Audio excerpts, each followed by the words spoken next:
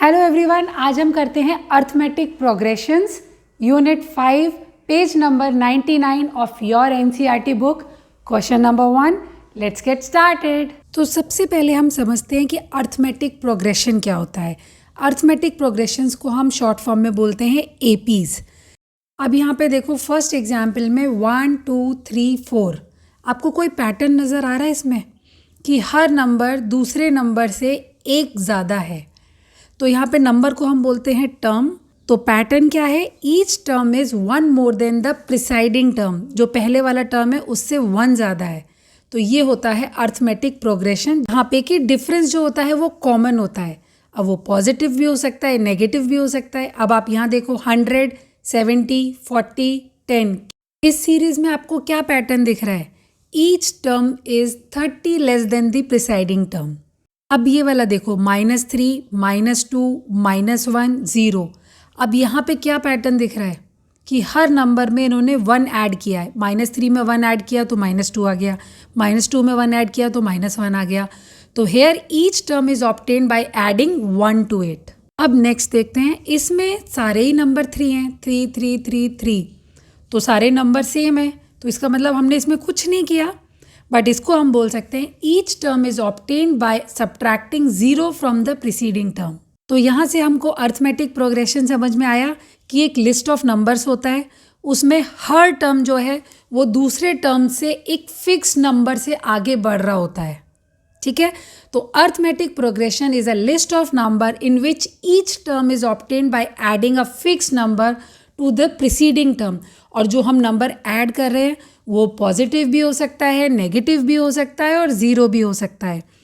तो fix term को हम जनरली डिनोट करते हैं ए से, और जो डिफरेंस आता है ना उसको हम बोलते हैं कॉमन डिफरेंस, क्योंकि सब में डिफरेंस वो होता है वो सेम ही होता है। तो कॉमन डिफरेंस को हम डिनोट करते हैं डी से। एक्सरसाइज पे जाने से पहले एक दो एग्जाम्पल्स और देख लेते हैं। आप ये नंबर देखो 4, 10, 16, 22। ये जो नंबर्स होते हैं ना, इनको हम नाम दे देते हैं। ए, सेकेंड नंबर को A1, फिर A2, फिर A3, ऐसे सो ऑन। तो पहला अब नंबर हम निकालेंगे तो A1 माइनस A, यहाँ पे आ गया 10 - 4 6। A2 माइनस A1, तो हमारा सेकेंड नंबर आ गया 6। Third number A3 minus A2, हर सक्सीडिंग टर्म में से प्रीसीडिंग टर्म को माइनस कर देंगे। तो 22 में से 16 माइनस किया, यहाँ पे आ गया 6। तो देखो कॉमन डिफरेंस है ना, सबका डिफरेंस 6 आ रहा है ना, तो यानी कि ये एपी है। अब इसके आगे के दो टर्म अगर हमको निकालने हैं, हमको क्या करना होगा? 22 में 6 ऐड कर देंगे, 22 में 6 ऐड करेंगे 28 आ जाएगा। अब 28 में 6 ऐड कर देंगे तो 34 आ जाएगा। अब नेक्स्ट एग्जाम्पल 1, फिर -1, फिर -3, फिर -5। अब इनका नाम दे दो A1, A2, A3। ठीक है, तो पहला टर्म निकालेंगे, A1 में से A को माइनस करेंगे, -1, -1, तो ये हो जाएगा -2। अब दूसरा टर्म निकालो, A2 माइनस A1, तो A2 की जगह लिखेंगे -3 और -1, -1, माइनस माइनस प्लस हो जाएगा, तो -3 + 2 = -1। इसी तरह से next term A3 minus A2, A3 आया -5 और A2 था -3, -3 माइनस माइनस प्लस हो जाएगा, -5 + 3 -2। तो हमारे टर्म्स क्या आ गए?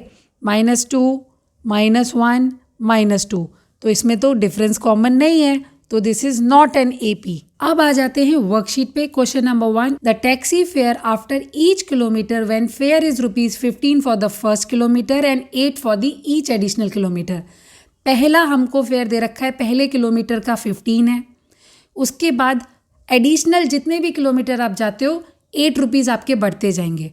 तो पहला किलोमीटर का हो गया 15, सेकेंड किलोमीटर का निकालो, 15 + 8 बढ़ गया ना 23। अब थर्ड किलोमीटर का निकालना है, तो सेकंड में हम 8 को प्लस करेंगे। सेकंड था हमारा 23, 23 में 8 प्लस कर दो तो हमें थर्ड किलोमीटर का पता चल जाएगा, ये आ गया 31। फोर्थ किलोमीटर का निकालना है, तो हम किस में ऐड करेंगे? थर्ड किलोमीटर में ऐड करेंगे।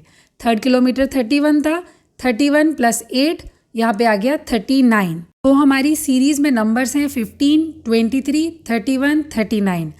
और अब इनका कॉमन डिफरेंस क्या है? सब हर नंबर के अंदर डिफरेंस है 8। तो ये एक अर्थमेटिक प्रोग्रेशन है।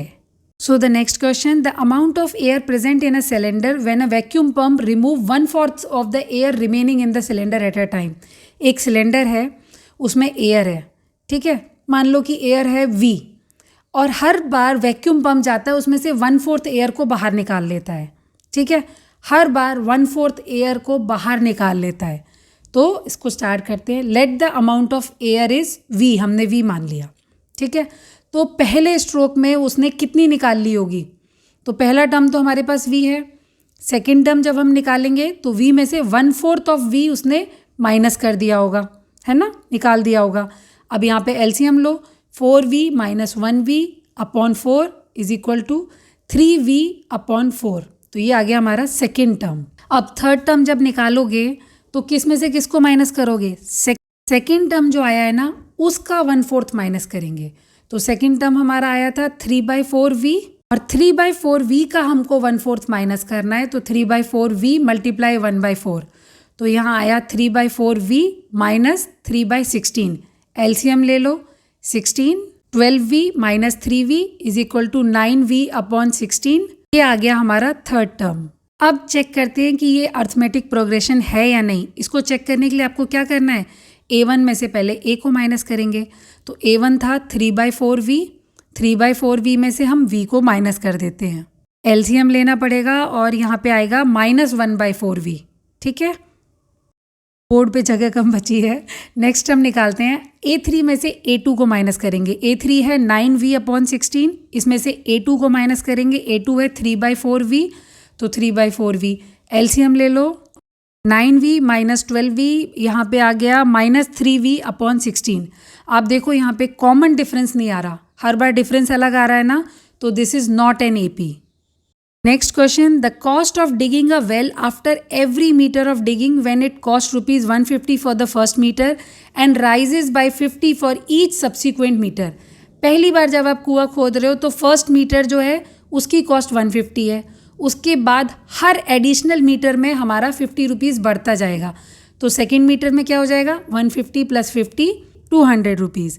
थर्ड मीटर की कॉस्ट कितनी आएगी? इसमें हम सेकेंड में 50 प्लस करेंगे, 200 प्लस 50 250 रुपीज़। और फोर्थ मीटर की कॉस्ट कितनी आएगी? इसमें हम थर्ड में 50 प्लस करेंगे, तो 250 प्लस 50 यहाँ पे आ गया 300 रुपीज़। इनके नाम दे दो A1, A2, A3, A4। अब देखो A4 में से A3 माइनस किया 50, इसमें से ये माइनस किया 50, सारा डिफरेंस सेम आ रहा है 50, कॉमन डिफरेंस है, तो ये AP है। Now the last question, the amount of money in account every year when ₹10,000 is deposited at compound interest at the rate of 8% per annum. तो फर्स्ट ईयर का amount हमको दिया हुआ है 10,000, ठीक है। सेकेंड ईयर का अमाउंट हमको निकालना है 8% की ब्याज से। तो कंपाउंड इंटरेस्ट का फॉर्मूला क्या होता था? P1 + R/100 की पावर n। तो यहाँ पे P हमको दिया हुआ है 10,000, 1 + R/100 की पावर 1। हाँ भी हमको एलसीएम लेना होगा, तो यहाँ पे हो जाएगा 108/100, तो 2 0 से 2 0 कट गए, तो यहाँ पे हो जाएगा 10,800। अब नेक्स्ट ईयर का निकालते हैं, तो 10,000 मल्टीप्लाई 1 + 8/100, यहाँ पे ईयर हो जाएगा, n हो जाएगा 2, ठीक है।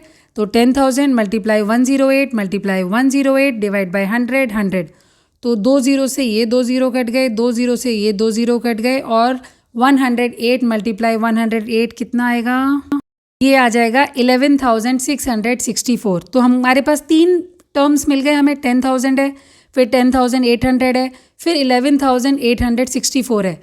अब देखते हैं कि इनका डिफरेंस जो है वो कॉमन है या नहीं। पहले वाले का डिफरेंस 10,800 माइनस 10,800, सेकेंड वाले का डिफरेंस 11,664 माइनस 10,800, ये आ रहा है 864।